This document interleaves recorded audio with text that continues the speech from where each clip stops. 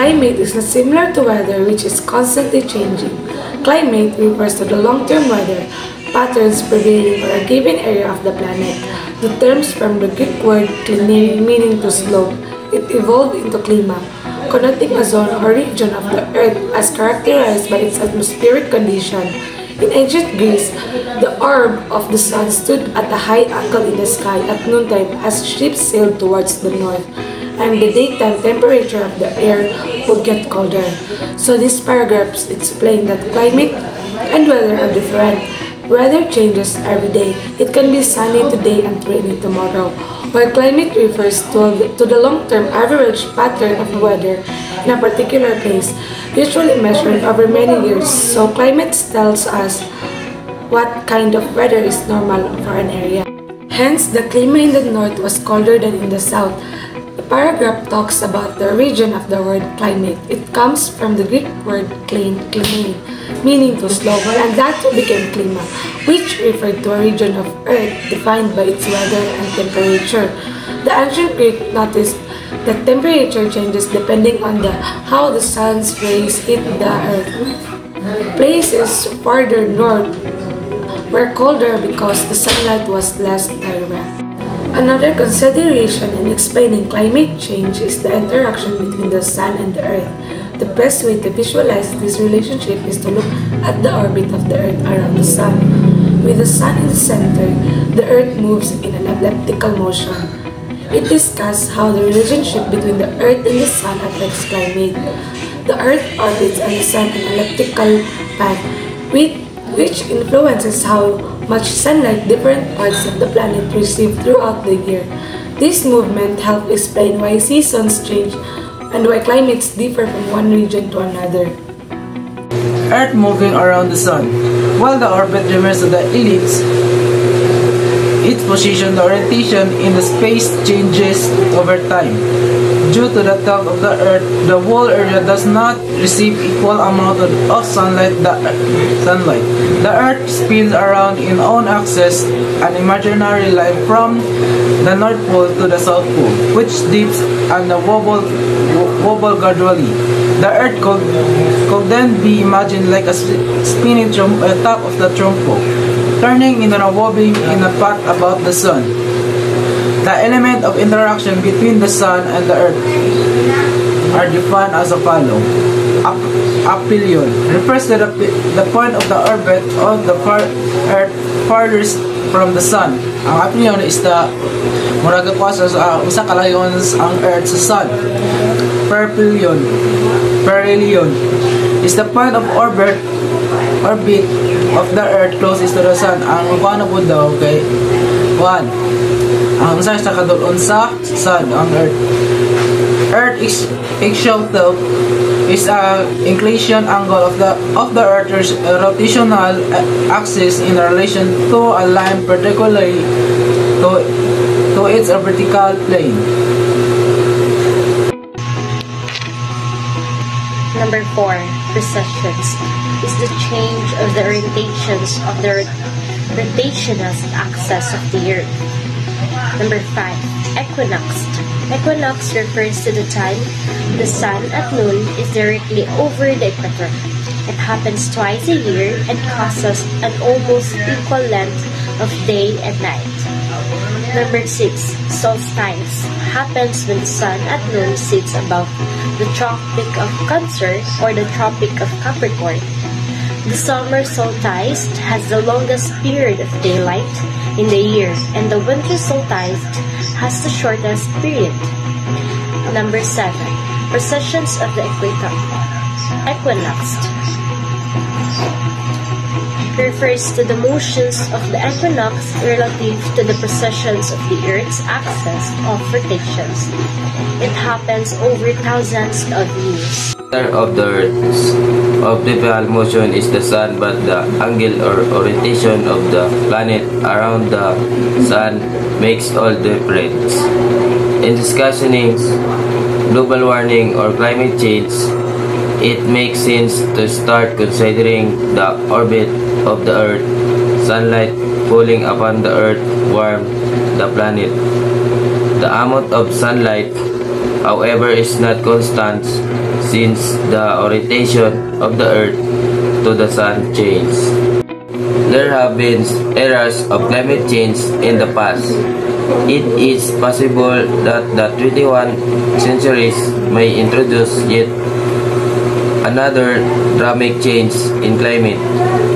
Is there enough information to answer the age-old question of what will the weather be tomorrow?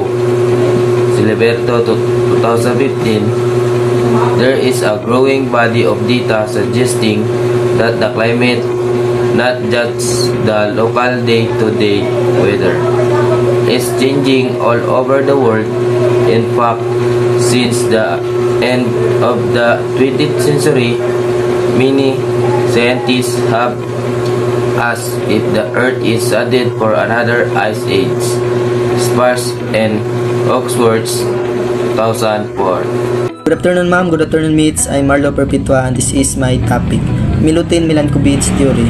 Milankovitch proposed that changes in the Earth's orbital are knowable. Milankovitch parameters affect the amount of solar radiation reaching the Earth, potentially causing climate change. His contemporaries dismissed his theory, saying the changes were too small to cause significant climate change. Milankovitch circulation indicated a small change, but critics argued it was too tiny to cause an ice age. He couldn't prove his theory due to limited technology at the time. Ipinakita sa theory ni Milutin-Milankovitch na ang pagbabago sa orbital at pag-ikot ng mundo ay mas nakapekto sa init o lamig ng klima. Kapag daw nagbago ang posisyon sa Earth, nagbago po ang dami ng sikat ng araw na iyang matanggap, maong na climate change. Sa panahon ni Milutin sa una, wala niya diretsong napatunayan kay kulang pa ang mga teknolohiya. Kung mas layo daw ang Earth sa adlaw, mas bugnaw ang panahon ug nay possible nga magdulot og ice age. Pero kung mas duol pod ang Earth sa init, mas duol pod ang Earth sa adlaw, mas init pod ang klima. Advances in mathematics and computing led to a re-examination of Milankovitch theory. Chow's theory revealed that small changes in the Milankovitch parameters can have a cumulative effect, potentially leading to significant climate change.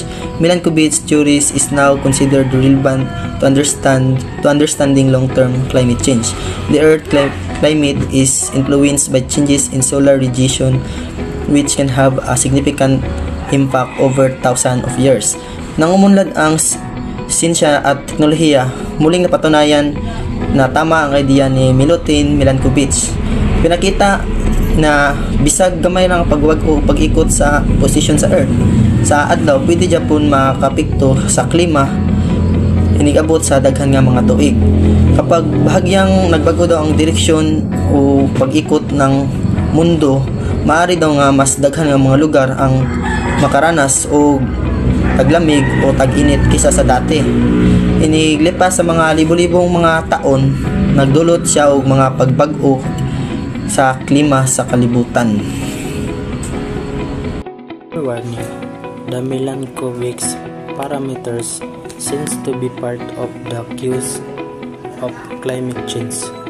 That's not the only cause.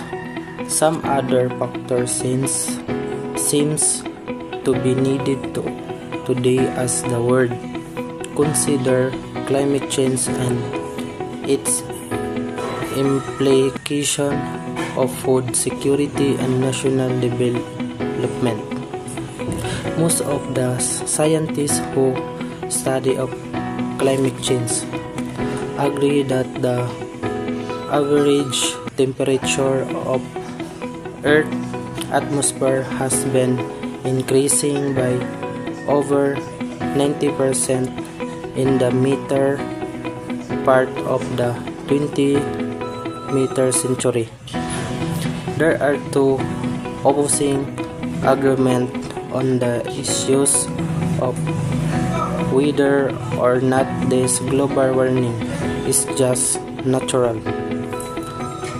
One side states that nature simply actions according to its law, which no reference to human being and their actions.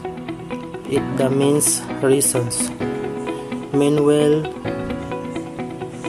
the other side maintain that global warming is caused or greatly abated by the action of human beings. Example: global warming is a gradual increases in the Earth's average temperature. In recent years, the polar ice caps have been melting, causing sea levels to rise. This due to the increases in global temperature caused by human activities such as warming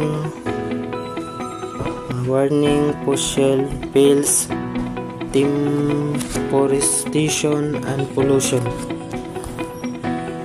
Greenhouse gases like CO2, methane, and water vapor absorb infrared radiation or heat emitted by Earth's surface. So greenhouse gases is like a CO2, methane, and water vapor. It absorbs infrared radiation. So it means that nagakuha ni og kaning heat or radiation emitted by the Earth's surface.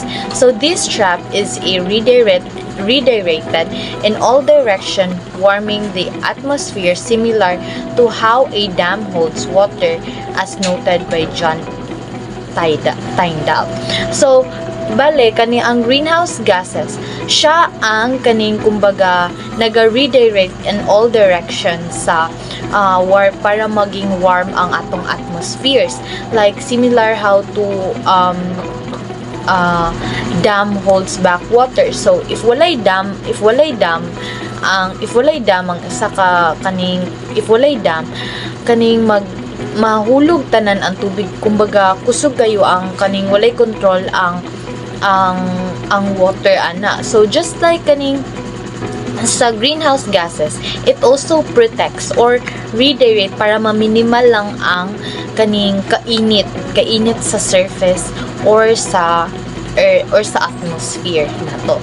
So the natural importance is without greenhouse gases, Earth average temperature would be 18 degrees Celsius like Mars, Antarctica, instead of current like 15. Like we all know that it depends on these heat trapping effects. So ang kani siya is without daw aning greenhouse gases is like init jud daw kaayo ang palibot. Kay syempre pag nakabutang na dirian na the temperature would be 18 degrees Celsius like Mars. So imagine how init kaayo ang surface nato if wala ning greenhouse gases. Human impact of this is while greenhouse gases are natural, human activities like burning fossil fuels and deforestation have increased the levels by 50% of the 1850s, enhancing the greenhouse gases effect, the causing of global warming. So the human impact, syempre kita mga tao is we have this kind of attitude na kaning wala tay pakialam sa ato ang palibot. So like burning fossil fuels and deforestation, kanang magputol og mga kahoy, naga-enhance na siya, naga-apekto na siya sa ato ang global warming. It's because without trees, di ba, init kaayo. If without trees, walay hangin, wala tayong ma-absorb nga hangin kaayo. So instead na kaning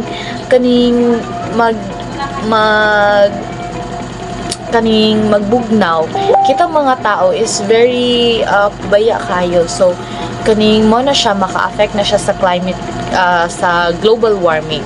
So Natural greenhouse gases affect sustained life and enhance effects of disrupt climate, leading to extreme weather, rising seas, and ecosystem collapse. So by this, a natural greenhouse gases, it helps us na para ma-disrupt ang atong climate change, and also para kaning maprotekta sa kainit sa atoang palibot.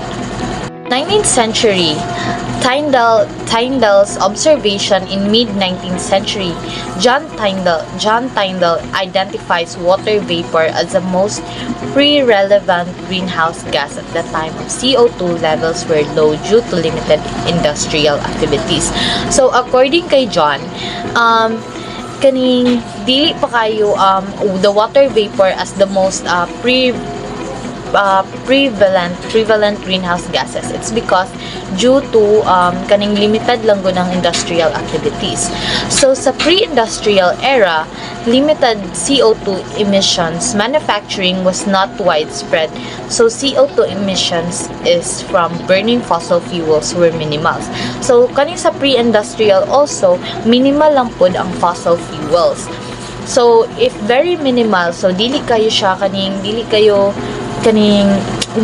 naga-cause of damage.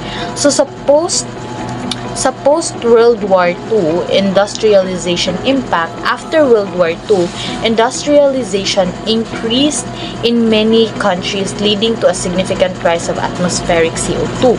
So kani siya sa post World War II nag-rise na. It's because kaning dili na minimal ang mga natural activities sa mga tao, just like naga-increase na ang mga countries and leading into a rise in atmospheric. So medyo daghan na ang damage ani nga time. So in mid-20th century, Keeling's inquiry, American scientist Charles David Keeling investigated whether increased fossil fuels consumptions of CO2 release were affecting global temperatures. So burning fossil fuels, according to Charles, burning fossil fuels consumption kaning naga-cause na siya and were released affecting global temperature. So magkalaylay ang global temperature. It's because of the increase of fossil fuels. So the significance of this is changing composition. The shift from water vapor dominance to concern over CO2 reflects industrialization impacts on atmospheric composition. So kani siya changing composition. Mo ni siya ang kaning murag concern na siya. It's because tungod sa kaning mga industries naga-affect ni siya on impact sa atmospheric composition. Well, the early climate change research, like Keeling's work, mark early efforts to link human activity, CO2 emissions, and global warming. So, kani pa lang daan sa early climate change research is that ang mga tao daw is kibali katong nagabuhat na sila og kaning mga sa atuang climate change, na sila sa atong palibot, rather is naga-cause na po siya og global warming. So the last is the historic perspective. So understanding historical context is crucial for grasping the long-term effects of industrialization and climate change. So sa historic, syempre mga historical wala pa kay na tao nga time. So dili pa kayo siya kibali minimal pa lang kayo mga damage. Unlike sa karon og sa early climate research, according to the scientists, is that the more mo nga sa environment pag-abusar, just like burning the fossil fuels, deforestation, it can affect the climate change and also it can affect global warming. So these are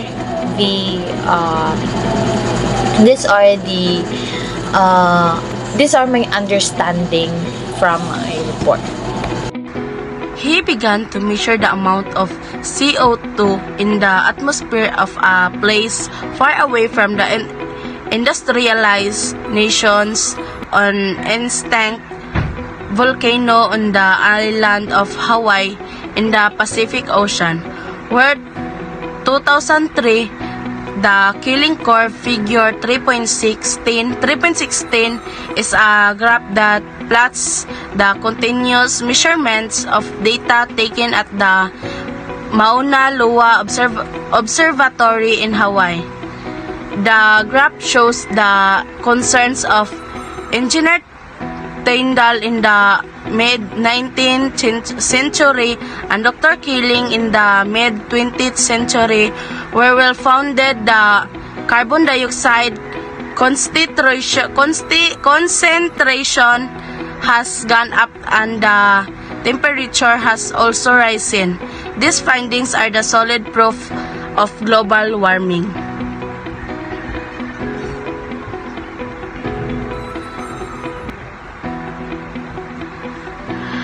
Dr. Charles David Killing provides strong evidence of global warming through his continuous measurement of carbon dioxide, CO2, in the atmosphere at the Mauna Loa Observatory in Hawaii.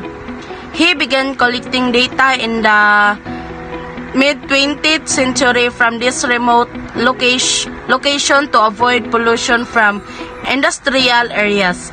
The results shown in the famous Killing Curve reveal a steady and consistent increase in CO2 levels since 1958.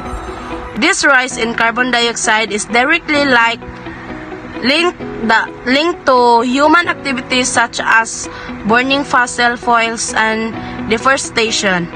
The data also confirm earlier scientific concerns that higher CO2 concentrations cause an increase in global temperature. These findings serve as solid proof that global warming is real and emphasize the urgent need for people worldwide to take action to reduce greenhouse gas emissions and protect the planet's climate. Future actions. Another area of debate is centered on the predictions as to what will happen to the climate of the world in the future. This is a difficult question to answer since the climate is a chaotic system that can only be understood using computer models. However, a computer model is only as good as the data it used to do the calculations. Thus, the challenge is to assemble sufficient and well-established data from all over the world to make the predictions as accurate as possible. Sparks and Hawksworth 2004. Some scientists take the issue further by setting tipping points, specifying values of meteorological parameters in which irreversible change will take place.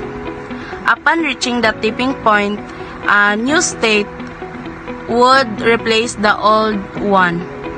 In a chaos theory, it means that the Earth-atmosphere relationship would become a chaotic region where future actions. In the future, one of the most important actions scientists will continue to focus is improving the accuracy of climate change prediction. The climate change system of the Earth is very complex and chaotic, meaning that it does not follow simple patterns and is influenced by many interconnected factors such as temperature, air pressure, ocean currents, and human activities.